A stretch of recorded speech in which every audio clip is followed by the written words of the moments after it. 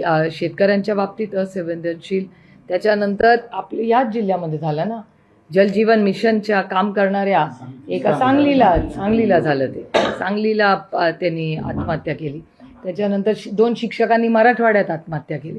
म्हणजे मग शिक्षक असू दे, जलजीवनचं काम करणारा माणूस युवा असू दे, काहीतरी 32 वर्षाचा मुलगा होता ना मला वाटतं या, मग शेतकरी असू दे, आणि लाडक्या बहिणींना तर फसवलंच आहे. 26 लाख कुठल्या बिचाऱ्या कमी झाल्यात माहिती नाही, तो डेटा अजून आपल्याकडे आलेला नाही आणि सातत्याने कमी होत आहेत असं कलेक्टर ऑफिस आणि पत्रकारांचा रिपोर्ट सांगतो.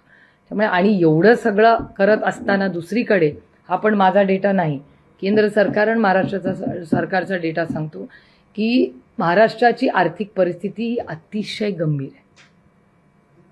पगार होतील का नाही काही दिवसांनी अशी परिस्थिती आहे. हे मी म्हणत नाहीये, हे महाराष्ट्र सरकारचा रिपोर्ट सांगतो. म्हणजे काय परिस्थिती या राज्याची विचार करा.